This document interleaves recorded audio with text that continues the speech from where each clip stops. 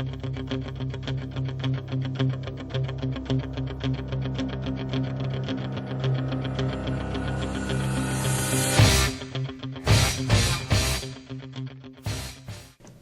to Eye on the Tigers News. I'm Bianca Burrows. Thanks for joining us for the news we've been watching for you. The suspect in a series of bombing attacks in Austin blew himself up early Wednesday as authorities closed in. A dramatic end to a weeks-long siege of the Texas Capitol, where 2 were killed and 4 injured in a series of blasts. Authorities had zeroed in on the suspect in the last 24 to 36 hours and located him just outside of Austin. When they were waiting for ballistic vehicles to arrive to move in for an arrest when his vehicle began to drive away, the Austin chief of police said. Authorities followed the vehicle, which ran into a ditch on the side of the road. When members of the SWAT team approached, the suspect detonated an explosive device inside the vehicle, the police chief said. The blast knocked back one officer while a second officer fired his weapon, Manley said. Authorities identified the suspect only as a 24-year-old white man. Austin has been targeted by 4 package bombings since March 2nd that killed 2 people and seriously wounded 4 others. A 5th parcel bomb detonated at a FedEx distribution center near San Antonio early Tuesday. In the latest school shooting in America, the gunfire was over and done with in less than a minute. This time, the shooter, a 17-year-old student, was killed. A 16-year-old girl who authorities said had some type of relationship with the shooter was critically injured, and a 14-year-old boy was also wounded. And the school resource officer, who responded inside of 60 seconds and fired off a shot at the attacker, was praised as a hero. Tuesday's shooting erupted at Great Mills High School in southern Maryland. It came a month after 17 people were killed at a Florida high school and intensified calls for Congress to act on gun violence at schools. It wasn't immediately clear in Tuesday's attack whether the shooter, identified as Austin Rollins, a student at Great Mills, took his own life or was killed by the officer's bullet. The officer is being hailed as a hero. President Donald Trump called Russian President Vladimir Putin to congratulate him on his re-election, drawing bruising criticism from members of his own party, including a leading senator who scorned the election as a sham. Trump also said he and Putin might meet in the not-too-distant future to discuss the arms race and other matters. What they didn't discuss on Tuesday was the noteworthy as well. Trump did not raise Russia's meddling in the U.S. elections or its suspect in involvement in the recent poisoning of a former spy in Britain. Trump's aides had warned him in an all-caps note to refrain from congratulating Putin, the Washington Post reported. It said aides included a section in his briefing materials stating, quote, "Do not congratulate," end quote. It was unclear whether Trump, who prefers oral briefings, read the talking points prepared by his national security team before the call. Talks over a $1.3 trillion government spending bill are almost complete as the White House and Capitol Hill Democrats ironed out deals on a first round of funding for President Donald Trump's U.S.-Mexico border. Congressional aides said early Wednesday that Trump would win $1.6 billion for border security, including technology and constructing older wall designs, but would be denied a more recent, far larger $25 billion request for multi-year funding for the wall project. Negotiators plan to officially unveil the massive government-wide spending bill later Wednesday in hopes of passing it before a Friday midnight deadline to avoid a government shutdown.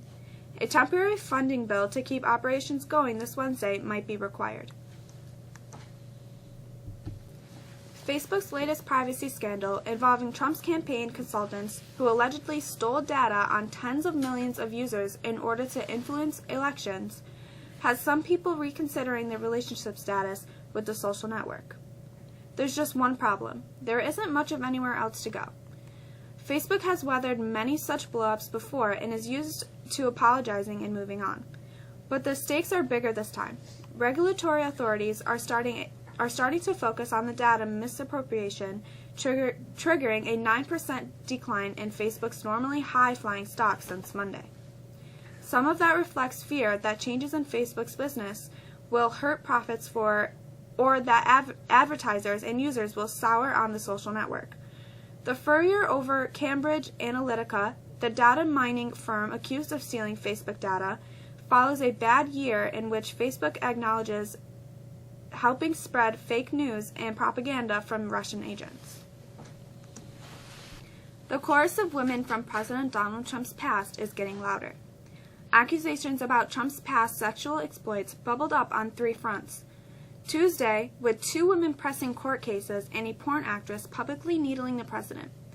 In short order on Tuesday, a former Playboy model who claimed she had an affair with Trump in 2006 filed a lawsuit in California seeking to invalidate a confidentiality agreement so she can discuss her alleged relationship. A New York City judge ruled that a defamation lawsuit by a former contestant on The Apprentice can move forward while Trump is in office. She has accused Trump of unwanted sexual contact. Porn actress Stormy Daniels and her lawyer continued their media campaign against Trump as she seeks to invalidate a disclosure agreement she signed days before the 2016 presidential election so she can discuss their relationship. Trump has consistently denied accusations from all 3 women. A 4th nor'easter is headed up the East Coast today. Will we be affected? Here's Matt with the forecast. The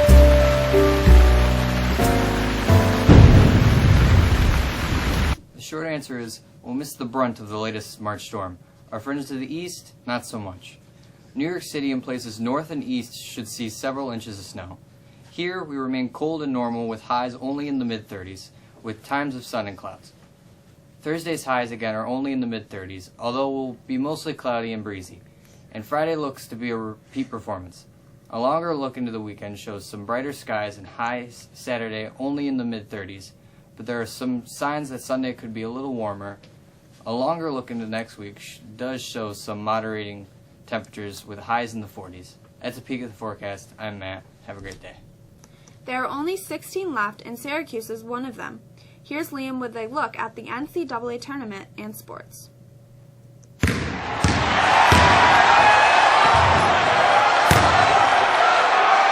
Not many could have imagined the Syracuse Orange crashing the NCAA Sweet 16 party after an awkward season that saw the team struggle mightily on offense.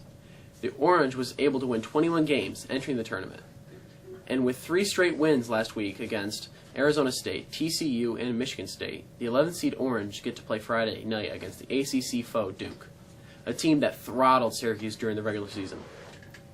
So, can the Orange pull off another upset? Maybe. The Orange will have to continue to play its stifling 2-3 zone defense to near perfection. Syracuse will also need to rebound much better than it did against Michigan State. The Orange will have to slow the game down, limiting the number of possessions Duke gets, while also having to shoot the ball much better than it has and did against Duke back in February. The game, which tips off around 9:30 Friday, features Jim Boeheim and Mike Krzyzewski, the 2 winningest coaches in Division I men's basketball history. No Lemoyne basketball team has ever made it this far into March and the NCAA tournament. The Dolphins entered the NCAA Division II Basketball Elite 8 as number 5 seed, following its East Regional Championship last weekend. Up 2 points at halftime after back and forth first 20 minutes, West Texas A&M separated itself with near perfection on the 3-point line, its way to an 87-73. The opening half featured 11 lead changes and 5 ties. The Buffaloes entered the game averaging nearly 89 points per game. So, at 38, halftime was Lemoyne's way. But West Texas shot 53% in the second half and opened things up. Lemoyne ended its season with a school record 27 wins. The NFL is about to have a new catch rule. The league's rule-making competition committee is poised to change its controversial rule by eliminating 2 provisions that were particularly confounding early over the year to players, coaches, and fans by modifying the standard by which catch or no-catch rulings are made on instant replay reviews. The committee members plan to propose meetings, get rid of proportions and rule related to a receiver going to the ground while making a catch, and to slight movements of the football while it's in the receiver's hands. The committee also intends to raise the bar by which an on-field ruling of a catch could be overturned via replay review, he said. That's a quick look at sports. I'm Liam. Have a great day. This Thursday and Friday, come see the variety show at 7 p.m. in the auditorium. Tickets are now on sale for $5 pre-sale. Door tickets are $7.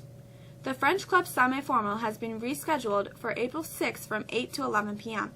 Tickets are now on sale in the French Room before and after school.